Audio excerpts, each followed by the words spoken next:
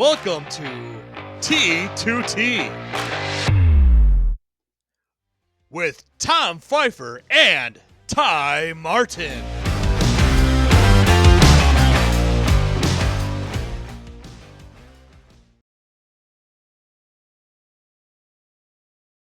All right, let's look at this rocket. Well, one guy's already Chandler Phillips is through 8 and he's 5 under. Jeez, wouldn't that be nice? Wouldn't that be nice to play golf like that and just be like, I played 8 holes and I'm 5 under. That's just another day in the office. Is this course easier because pretty much everybody's killing it? Yeah, well, they were talking about like yesterday, like the same thing that we talked about last time, where a lot of only like 3 players finished in like the black. The rest had finished in the red. For round 2. So, yeah, it's a pretty. The thing is, it's relative. What is easy to these professionals? I would say pretty much if you hit in the fairway, you can reach the green, and 2 putt, and then you'll make that 1 putt once in a while for birdie. These guys, that's easy for them. Like if they're in the trouble, like the rough, they can get out of this stuff a lot easier. It's not the US Open. And so I think that's the difference, where if they're in the rough, they can get out and make birdies still. And that's what you've been seeing if you've been watching the Rocket Classic. I have not. I have not seen hardly anything. I've been so busy this week. I know. I mean, I thought, like, for me, the summertime would be less busy, but for some reason I tend to be more busy than when I'm actually working. Well, it's like they say, you work your whole life and then you retire and you become busier. Yeah. Well, it's because it's things that you want to do. Like last night I went to the Killers concert, it's like, that's, 5 hours, 6 hours, right there, so it's like, I'm always doing something that I want to do. Like, oh, I'll go and do this. Oh, I can do that. And then like you just putz around for a little bit and all of a sudden you're like, holy cow, it's already 5 p.m. Like it's just like like I went to like for me, I don't know why, but I like looking at people's junk. So I like doing like, rummage sales and garage sales. And so after summer school, there was a neighborhood garage sale. So there was like about, 10 different houses within that neighborhood that had a garage sale. So I just meandered through and grabbed a couple of things. One thing that I did grab was an old Titleist 5-wood. I mean, the head of this this club is like the size of that putter that I showed you the other day. But it just something, it was a free club. So I was just like, oh, that's interesting. I would love to just hit it. You know what I'm saying? Like, so. Right. But yeah, so the Rocket Classic, I think we were actually pretty much dead on as far as scoring wise. I think the lowest I saw, and I might be wrong, we can look this up. I think it was like -6 or maybe -7 tops. There was a -8 yesterday. See, I already lied. Okay, so -8. Actually, no, there was a -11 yesterday. Oh, Jesus. See, that's how much I really watched this. I think I watched it for like 10, 15 minutes. Jake Knapp was even in round 1, and then he shot 11 under yesterday. Okay. Let's see here. Anyone who was the ones that were positive? Yesterday? Yeah.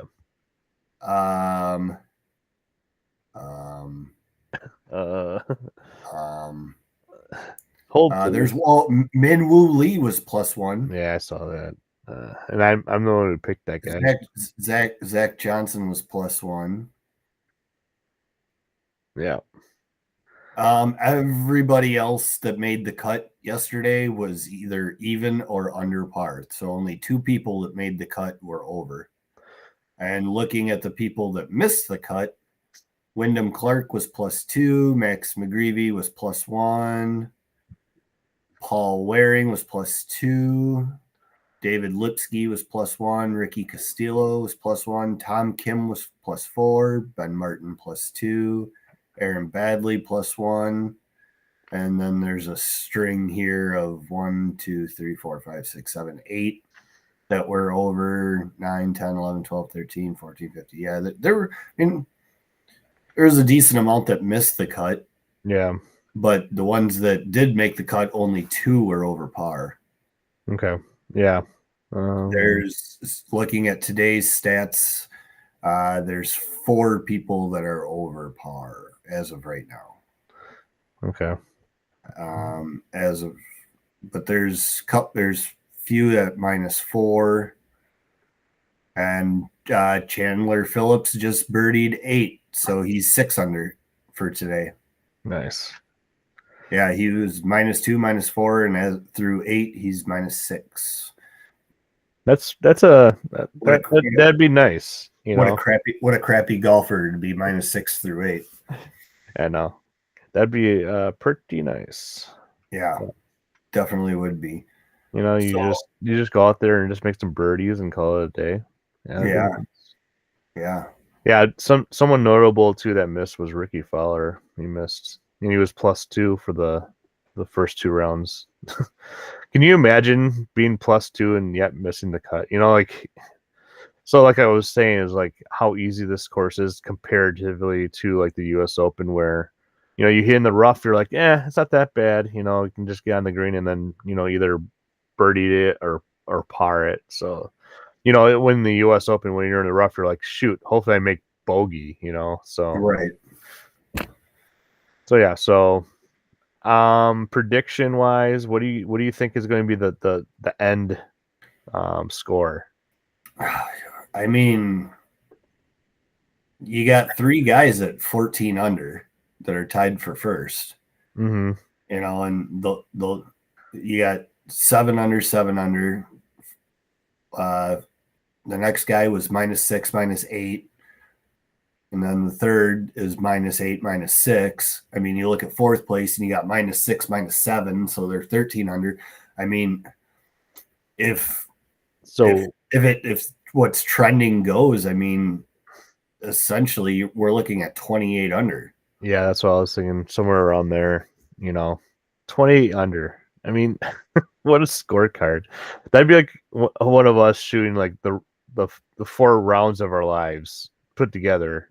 Like it's a scramble. It's a scramble score. That's what. Yeah, it almost is. It's really dang close to that.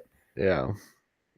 So obviously you remember who you picked to win it. So clearly, I don't. It looks like I'm not going to win it at all. I picked Miwoo Lee, I think, right? Or who was the one that was +1 yesterday? Minwoo Lee. Yeah. So I picked him, and then obviously he shit the bed. So like the philosophy of our show is, if we pick it, do not bet with it. Okay? Did I take bet against it? Great. Did I take Grazerman? I think you were thinking about it, but I think you might have. Yes. Yeah. And he's 11 under. Yeah, he kind of fell off a little bit. He must have shot. Did he shoot? He was 2 under. He was 2 under. Yesterday. He was -9, -2. Okay, gotcha. Yeah, that's just. He actually fell. What a loser. Yeah, no, -2. God, jeez. But yeah, there he is. Okay, so he's tied for 9th right now. Yeah, I mean, you just gotta shoot really well. Especially in this tournament this weekend. So it'll be interesting. Let's see if I believe that you are correct. I think it's gonna be -28 is gonna be the winning number. And it's probably gonna be a tie. It looks like there's gonna be probably a tie. So there's going to be a playoff probably on Sunday. So that'll be fun to watch. And it might be a first time winner too. I mean, has Chris Kirk ever won one? I don't know. I don't know. Has Philip Knowles won one? I don't recognize that name. So yeah, or Jackson Suber, so I don't know. So it might be a first time winner. So that would be really fun to watch. Someone winning for the first time. It's always a real accomplishment winning the PGA Tour, because you have over 100 guys trying to win that first tournament, and they're the best in the world for a reason, and it's very difficult to win against that. So yeah, it'll be very interesting. Sure will. Where are they at next week? Next week, let's see here. That's how good I am right now. I want to say actually, I think I know it. I think it's the John Deere Classic. I was just gonna say John Deere Classic. Yes, the John Deere Classic. Not too far away from us. No, it's not. Also, I think it's Jordan Spieth's favorite tournaments as well. Maybe next year we should plan on going down to that for a day. That'd be actually kind of fun. It's just outside of Chicago. Yeah, so John Deere's always a classic, to be honest. Usually it plays really well and fair. And again, it's probably going to be one of those Rocket Classics where it's like minus 20 or something like that. So do you want to go and talk about Ryder Cup or potential Ryder Cup members or anything like that? Yeah, sure. Looks like the possible players for the U.S. Could be Scheffler, Schauffele, Cantley, Homa, Morikawa, and Spieth. And I don't know. Morikawa really hasn't done anything this year, has he? No, not really. He's been actually feuding with his caddy and stuff like that. Did you hear about that stuff? Yeah, didn't he play like 5 events with the caddy and then decided to can him and get somebody else? Or the caddy decided to quit? Yeah. Something like that. Yeah, I saw I saw the other day that it said Morikawa splits with caddy, and yeah. I guess one of the things that I guess from my experience that, the people that you're going to pick for your caddy should be somebody that, you'd be able to, gel with. Yeah, exactly. Well, I mean, you should gel with. They're deciding your fate, basically. You're talking through things. They're making sure that you make the right decision as well. Yeah, it's like, what was it? Was it Spieth or JT that was yelling at his caddy like a month ago or something? It's like, they're out there with you, but you're a professional golfer, and if you're 160 yards out and he tells you to take X club, you should know better to not take it if you don't think you can do it. I mean, ultimately, you're the one making the shot. Yeah, I mean, it ultimately comes down to the professional, so either Spieth or Justin Thomas, but the caddy is there to help you make that decision. So if it's between like a 7-iron and a 6-iron, like you were saying, they would talk that through, and then sometimes the caddy is wrong, sometimes the caddy is right, and then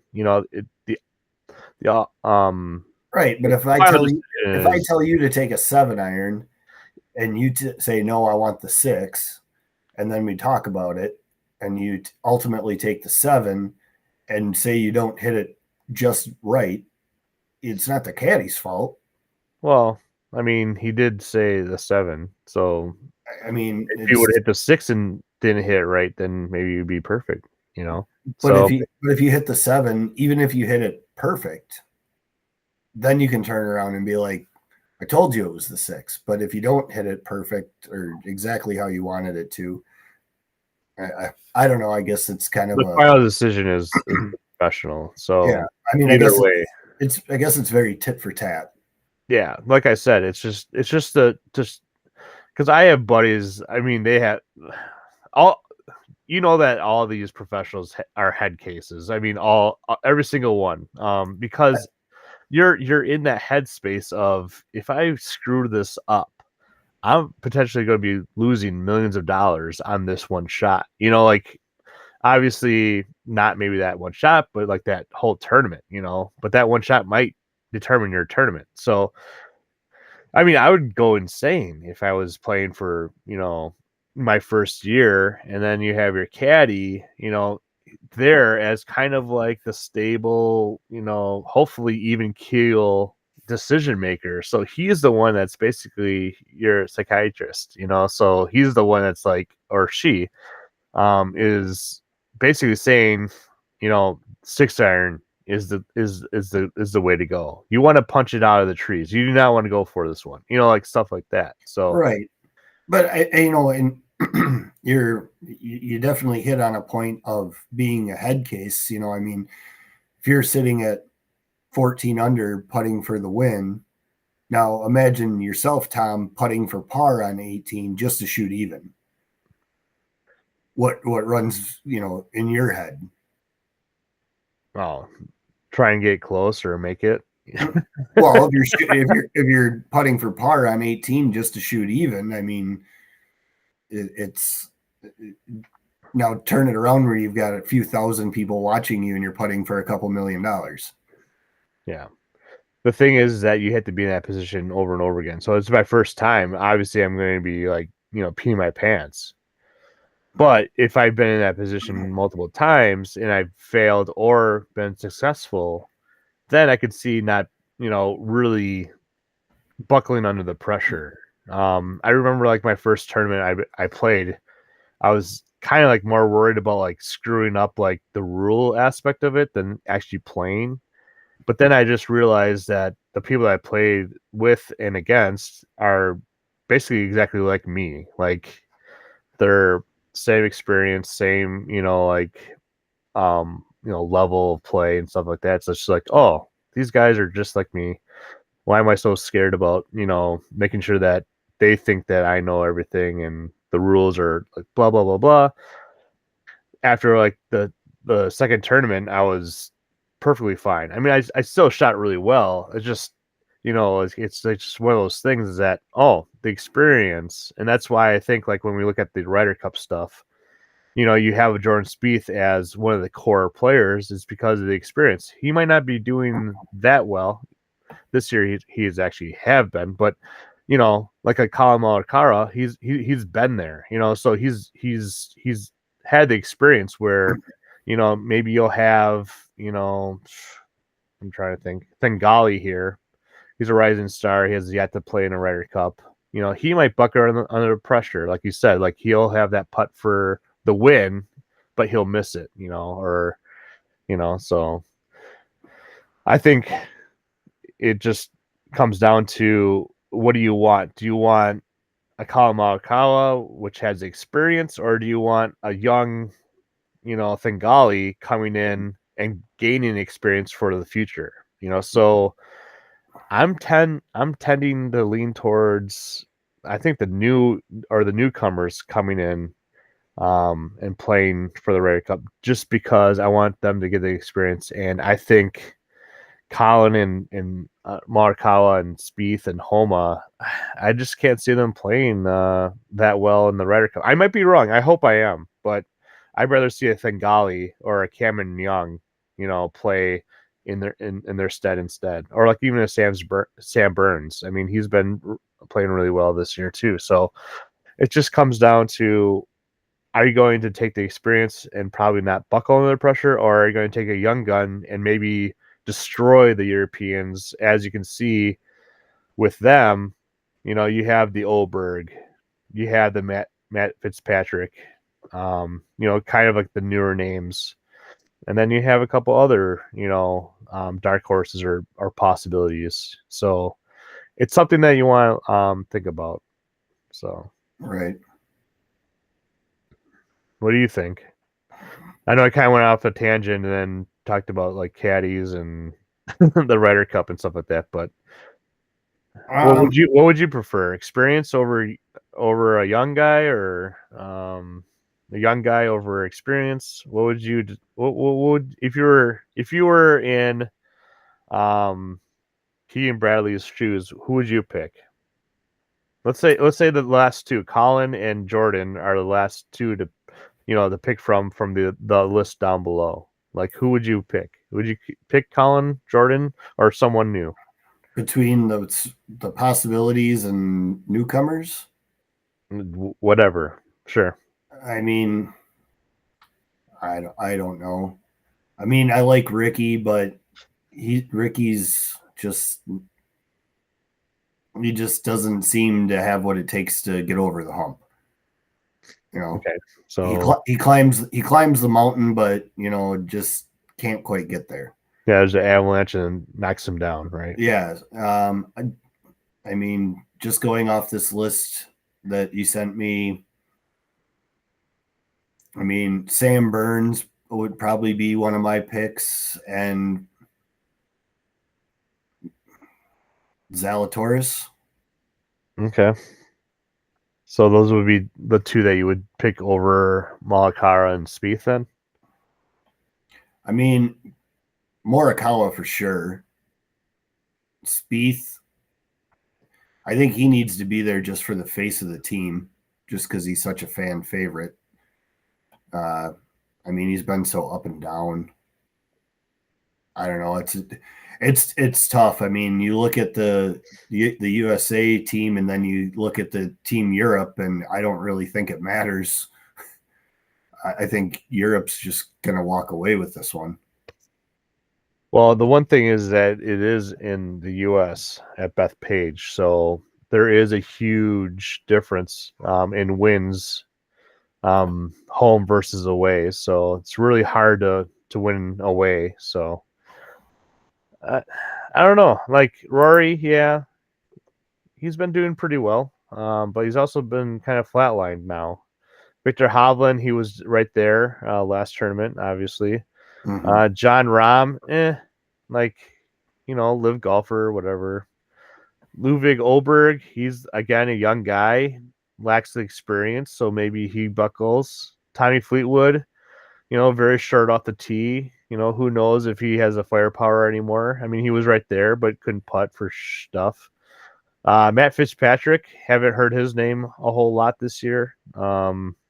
And then you got, Sepp Straka. I'm surprised he's not, So where I got this list from was actually ChatGPT. So I just put, likely Ryder Cup picks. And so this is what it came up with. Sepp Straka is kind of interesting. I was talking to you before. Shane Lowry, I think, is a really good locker team guy. He's one that would pump people up, but then also laid back enough where he's not too serious, so people don't kind of tighten up when he talks to them, and then goes out there loosey goosey, so it doesn't really affect him. You don't want to play tight when you play golf. You want to be athletic. So that's why I think Shane Lowry would be actually a good pick. But again, Justin Rose is always a very steady veteran. He actually, I think, this might be actually an interesting pick as the Justin Rose, is because he did play in the TGL, and it's kind of almost the same as Ryder Cup if you think about it, right? And he did really well during that league. So it's the kind of thing talking about. Nikolai Hogard, I don't know anything about. So McIntyre, again, he was right there as well. He seems like a guy that you might want to plug in as your last guy or an alternate, just so that he gets the experience, and then maybe next Ryder Cup he would be in. The rest of the guys, I don't really know a whole lot, so I can't really talk to him about. Alex Fitzpatrick is obviously the brother of Matt, so he's been up and coming for the last 2 years. He's been, I think he's won a couple of tournaments, but other than that, I don't know about these guys. So yeah, I mean, I think honestly, it all depends on the last three guys. I think Schauffele is going to win his stuff. Schauffele is probably going to win his stuff. He might be even. Who knows? Patrick Cantlay is always a really good guy when it comes to Ryder Cup. So he'd probably win his stuff. So those 3 guys will probably win. And then you're talking about the, Homa, Morikawa, Spieth, maybe alternate a couple guys in and out, and hopefully you would win. Keegan Bradley should be in the core as well. He's been, he's won that tournament this year. He's in the top 10 as far as world rankings. So, Keegan Bradley is probably going to take one of these spots, and I would probably pick out of all these probably Morikawa, just because, like you said, haven't heard anything about Morikawa this whole year basically, unless other than his caddy and him fighting and quitting and stuff like that. So Right. So that's my Ryder Cup. As we get closer, I believe the Ryder Cup is in September. I think I saw It's it. September 23rd and 28th at in New York, Bethpage Black course. So it'll be very fun. It's always a fun watch to watch a Ryder Cup and seeing the numbers, and who's winning. So we'll see. I think that's the last weekend in September. Yeah, I think so. Yeah, I've gotta scramble that Saturday. September 23rd and 28th. So last weekend. I'm gonna scramble that Saturday. Okay. But we're early enough in the morning that I'll be able to see the afternoon. So this is actually the Ryder Cup online. So if you go to rydercup.com, this is what they have for these right now. So so Sky Scheffer's the only one that has qualified for right now. Shocking. This is actually, I think, a little bit better of a list. I don't know. JT, I don't know. We'll see. Bryson, probably, it'd be kind of cool to see him, but I don't think he'll make it. JJ Spine will probably make it. Scheffler, will make it, but we'll see. I kind of like Ben Griffin, to be honest. Okay, well, we'll see. Yeah, we'll definitely see what happens as it gets closer. Yeah, cool.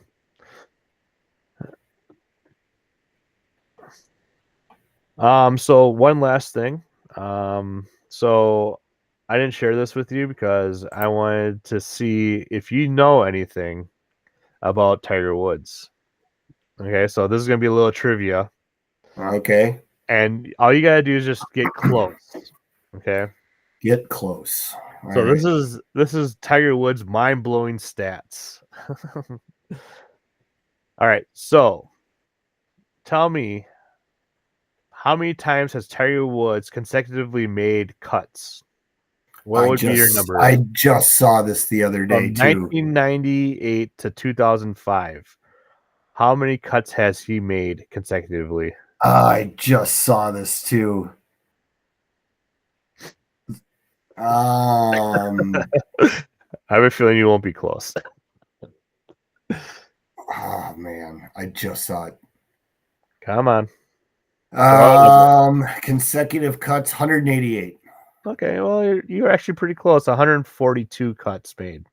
That's 142 weekends he's made the cut. The second best was Byron Nelson with 113.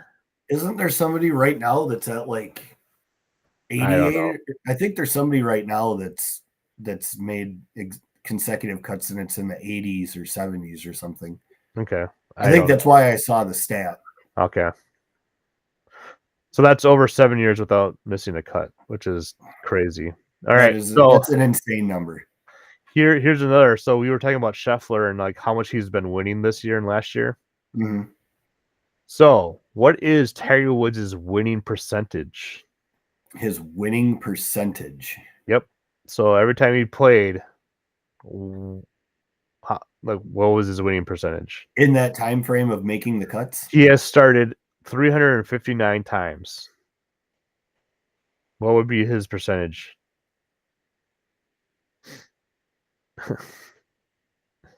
38%.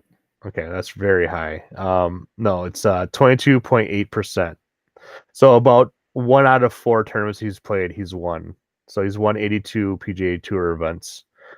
Second place would be Jack Nicklaus with 12%. So I mean that's pretty damn impressive. I mean, you go out there once a month, you win. His winning percentage is how many golf balls you lose in a round. 22.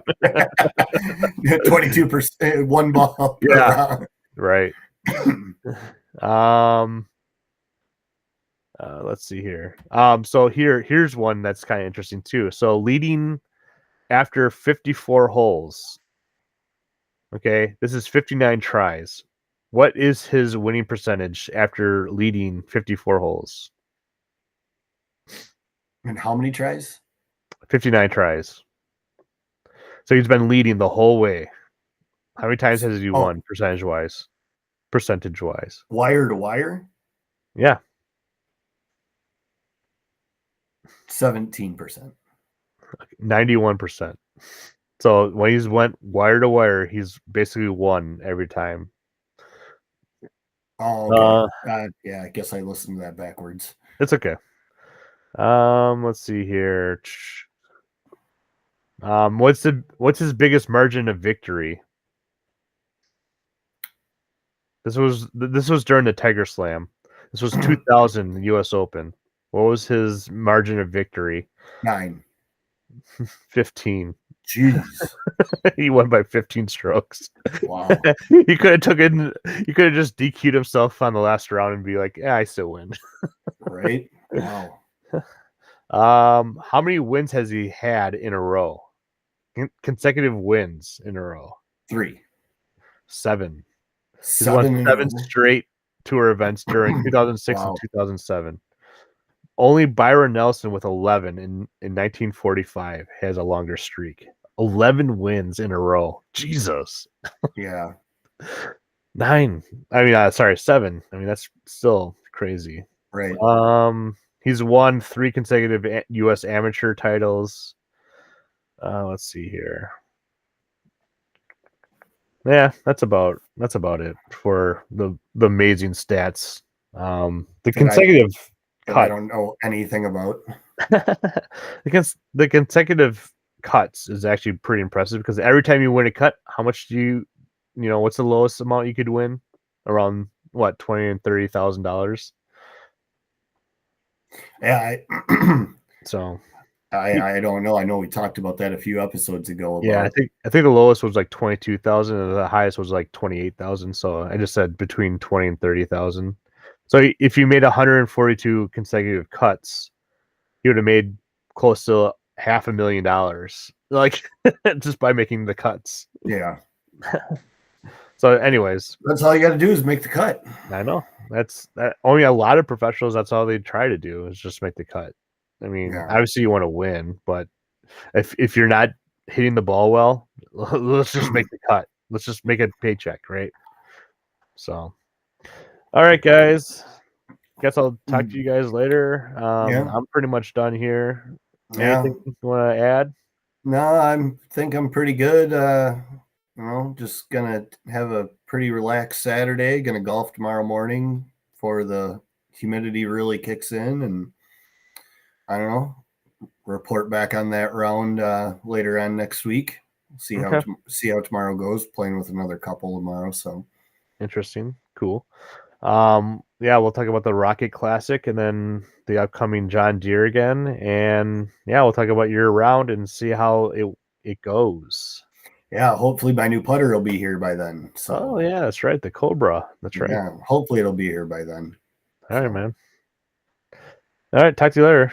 All right, buddy. We'll see you later. Thanks everybody for listening. Hit them straight. Yep. Peace.